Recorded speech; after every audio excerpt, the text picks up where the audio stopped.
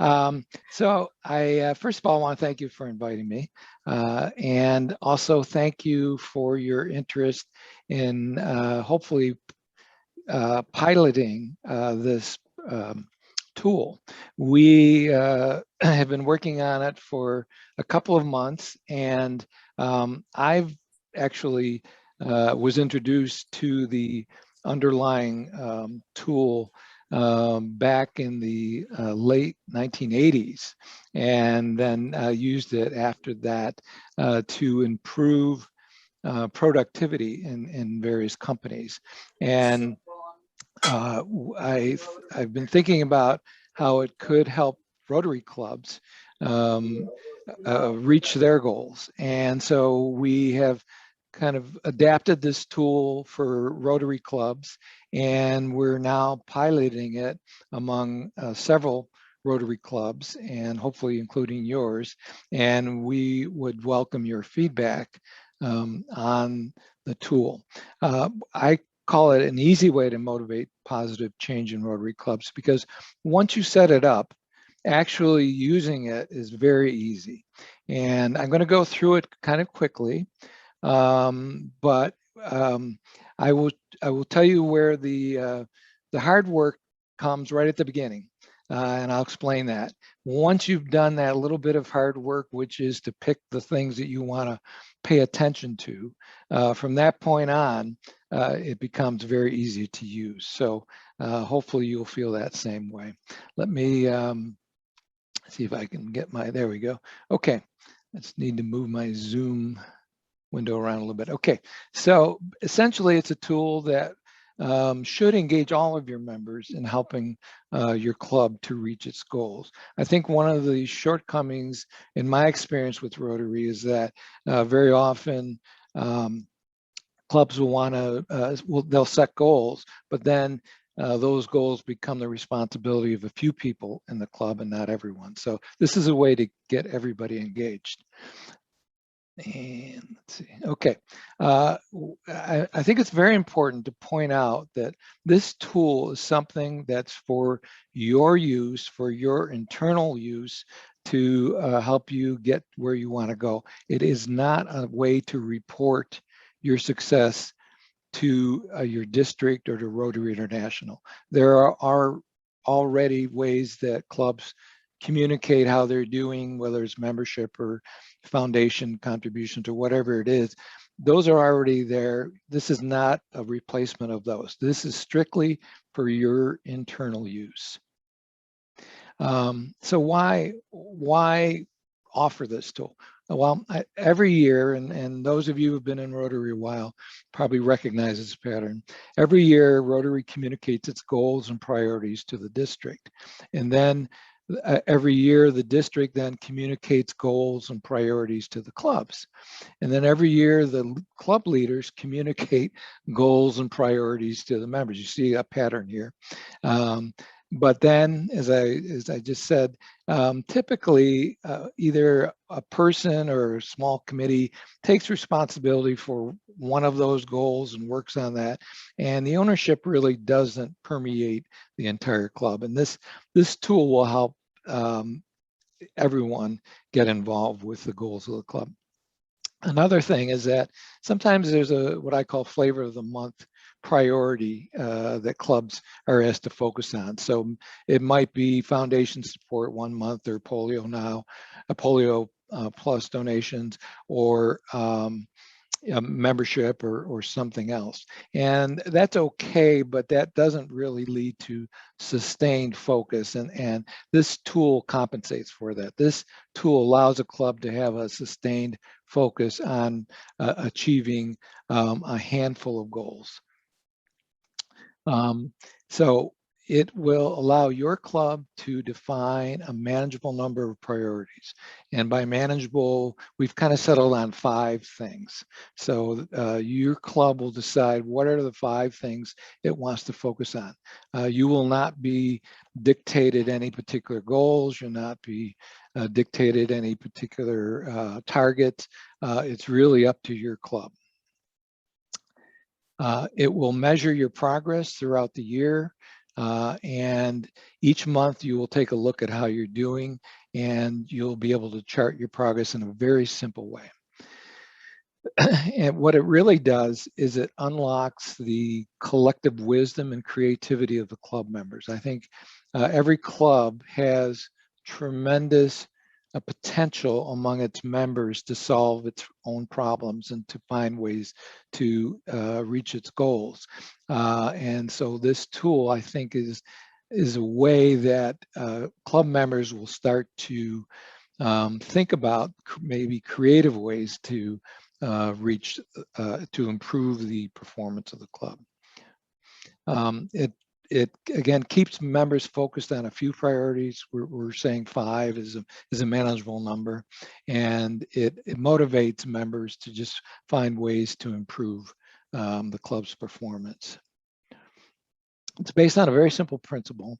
Those of you who've been in business may recognize this. What gets measured gets done.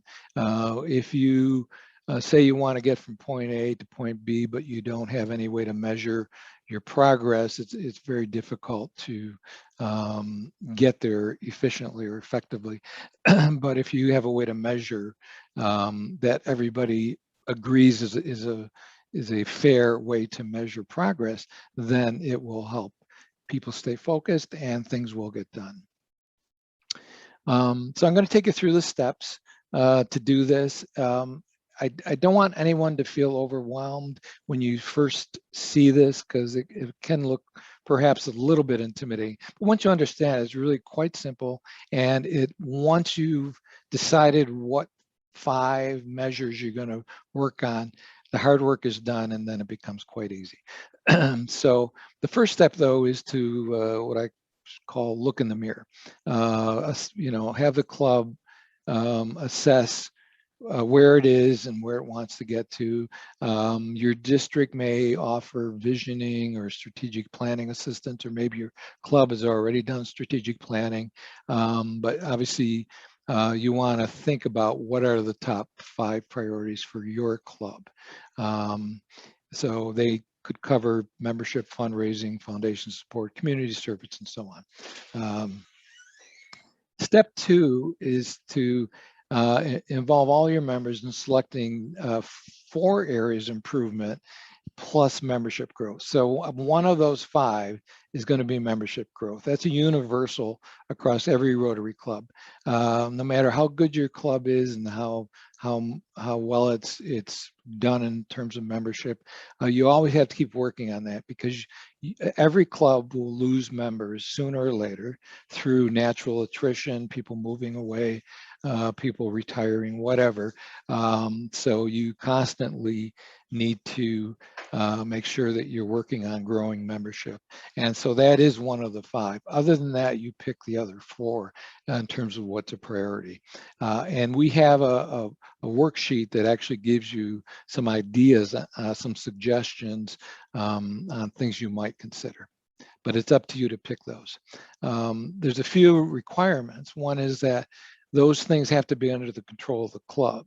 So your goal can't be to have perfect weather year-round where you are. That one, I don't think your club can control that.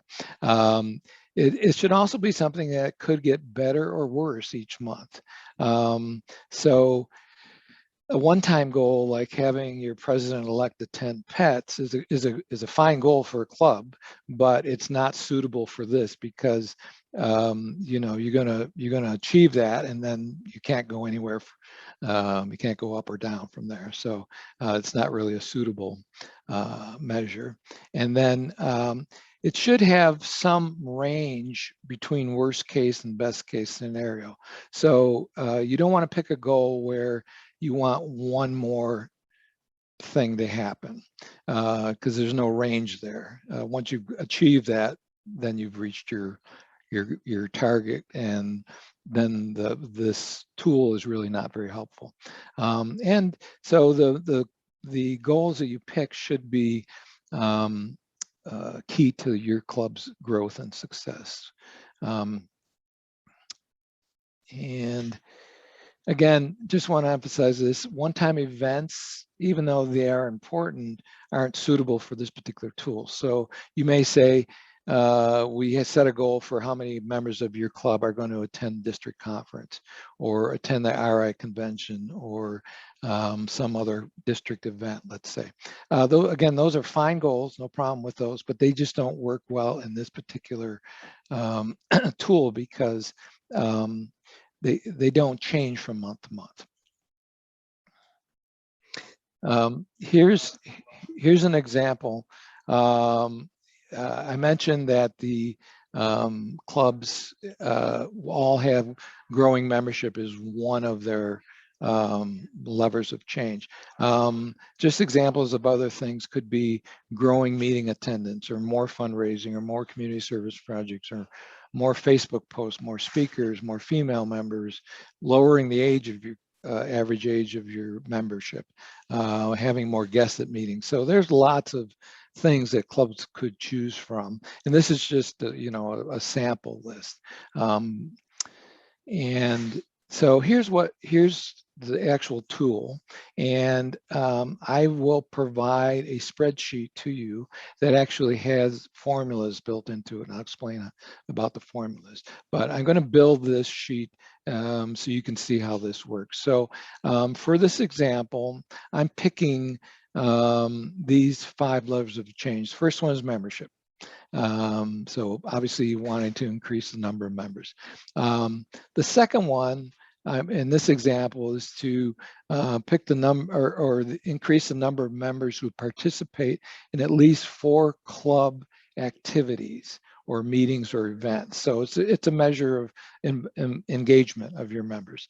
The third one is the number of people being actively recruited for membership at any one time, what you might call in sales the sales funnel. So how many potential recruits to your club are you working on at any one time?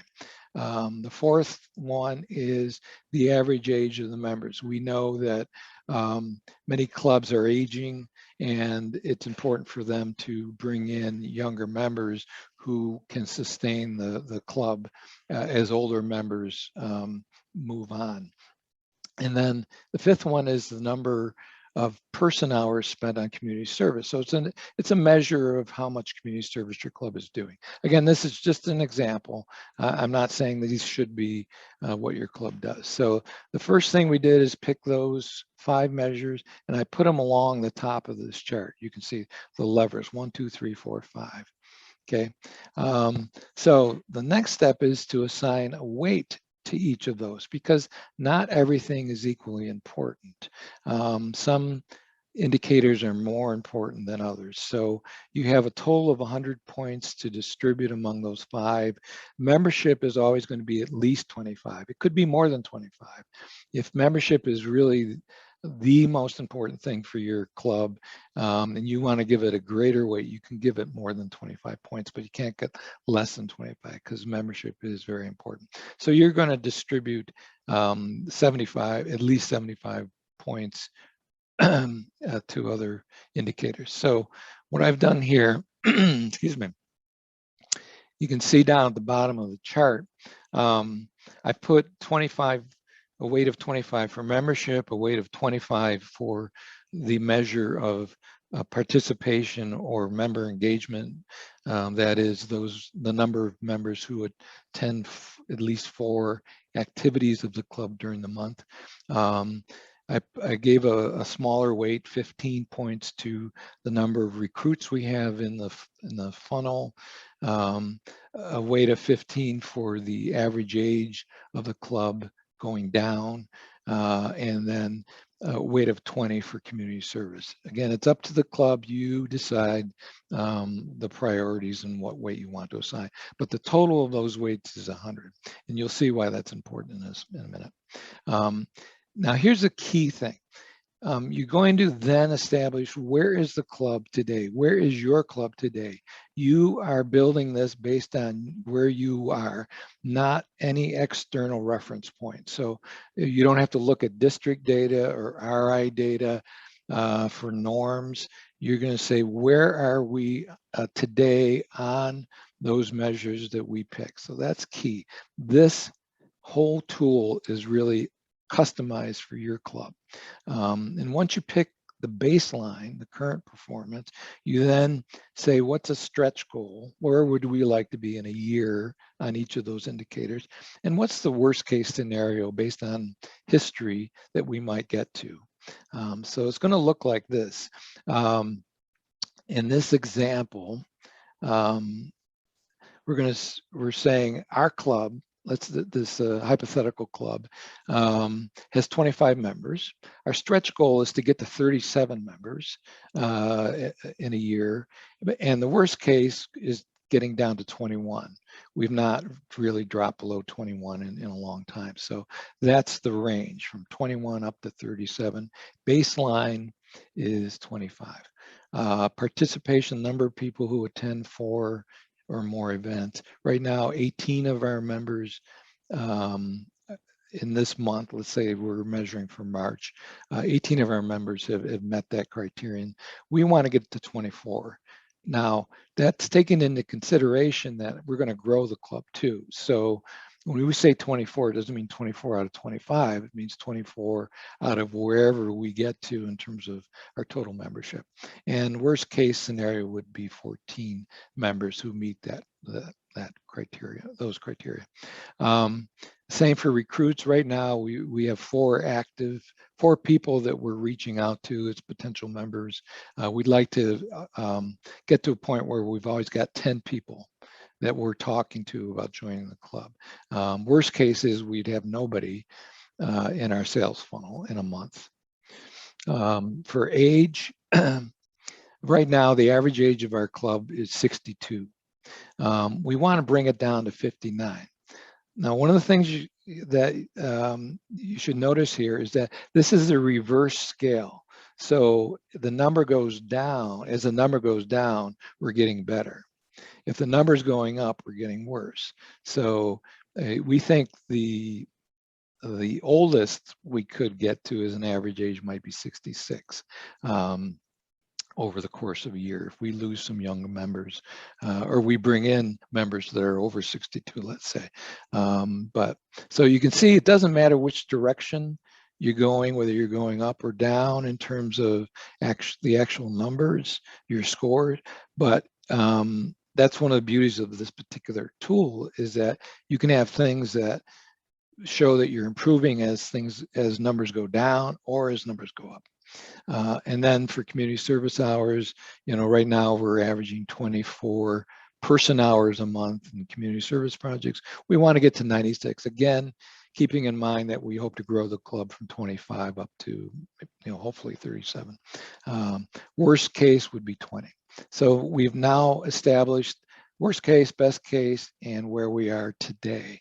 So we're ready for the next step. And we're going to extrapolate the values, those in-between values between the baseline and the stretch goal first. So and the spreadsheet that I can give your club actually has the formulas built in. So once you've put in a stretch goal and a baseline, it'll actually calculate these other points, the score of 5, 6, 7, 8, 9 for each of these indicators.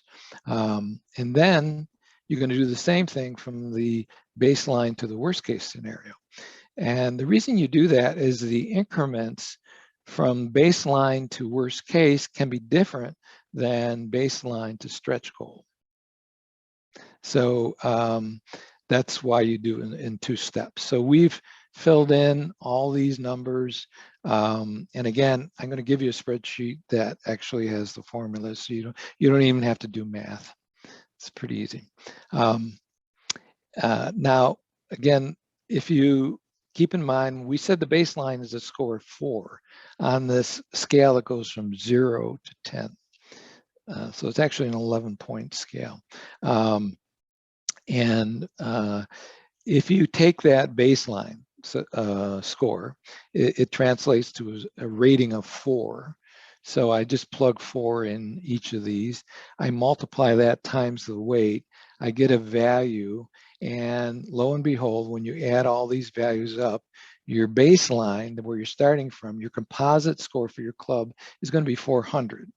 that makes, obviously your baseline is 4, your total weight is 100, it's going to be 400. That's your starting point. You're not starting at 0. You're starting at 400. You could go up to 1,000.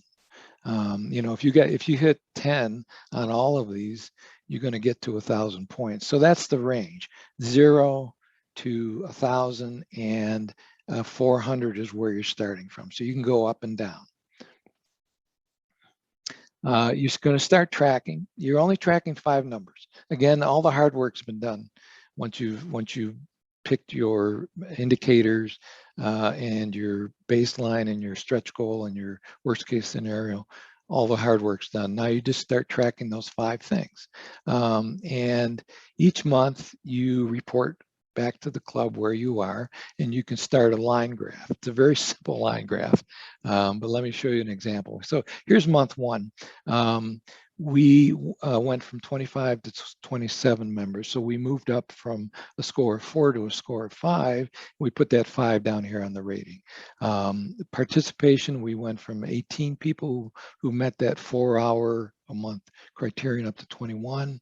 That moved us from a score of 4 up to a score of 7. So we put the 7 down here. Our recruits dropped from 4 active recruits down to 1. Now that's partly because a couple of those recruits actually joined. So the trade-off here is that we lost some recruits, but we gained members. So it's not a terrible thing, but we dropped from having 4 recruits in the pipeline down to just 1, which gave us a score of 1. So I put the 1 down here. The age went up slightly, 62 to 63. So some of those 2 people that joined the club actually were older. And so that raised our age slightly. So we dropped to a score of 3, and our community service hours didn't change. So that's a score of 4. So you multiply those ratings for this month. Let's say this is the month of April, times the weight, and you get these values. And what that shows you is that when you add those all up, you're at a score of 440. So you've actually made progress.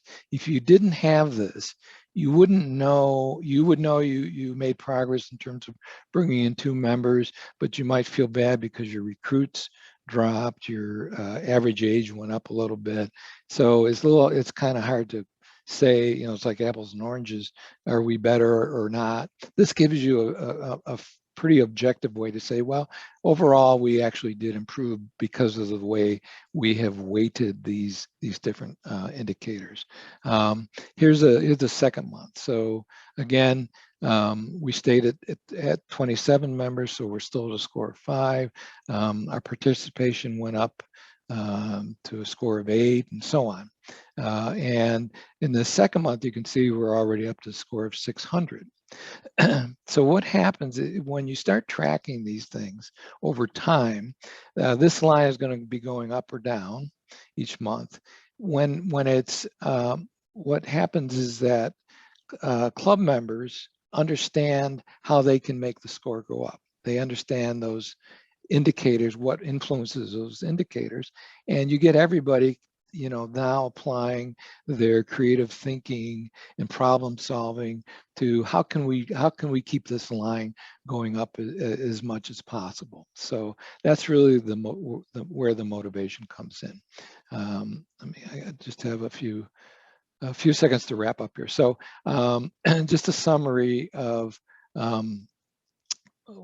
why I believe this tool, well, I know this tool works. I've used it in other contexts, but so clubs select their own priorities, and the club members hopefully buy in because they weren't given the priorities, they were participating in the selection of them.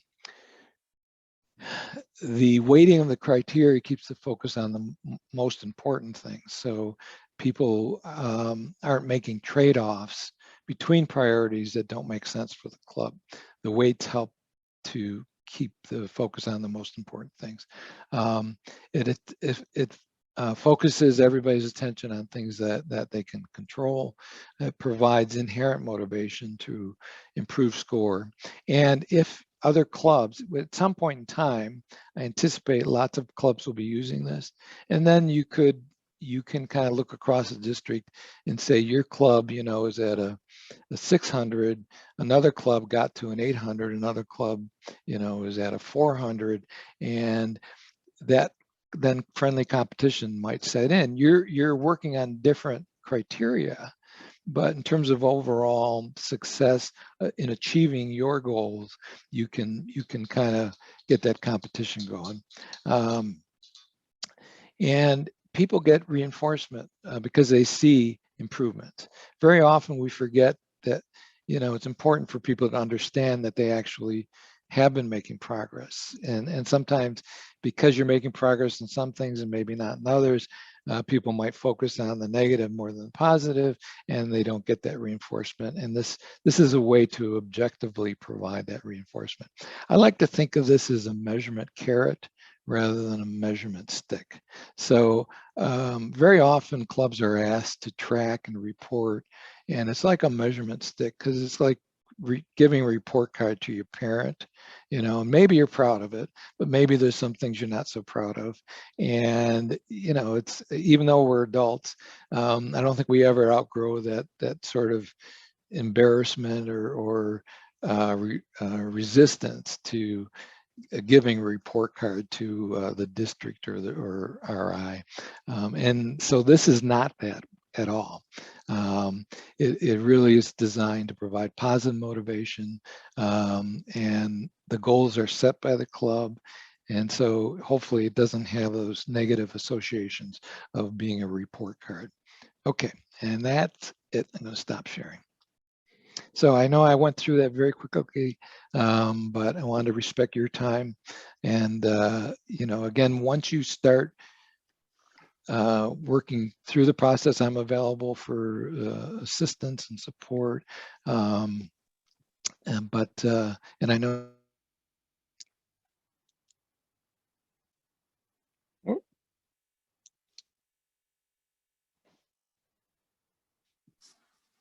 Did we lose him? Oh. Oh, Kevin, okay. You cut out for a few minutes. We lost you at the end there. Can you just say that last sentence again? Okay. Okay. Can you hear me now? Yeah. Yes. Okay. All right. I just said, once you set those goals, it's really just a matter of you know, every month looking where you are in those 5 things. And hopefully it's not threatening to the club, and people will say, gee, how can I help our score go up? Okay. What questions do you have for me? I think it's cool. Who's that? Debbie. I think Debbie. Yeah. I like this stuff too, but next time don't use my report card to show everybody. I won't tell anybody it was yours. All right.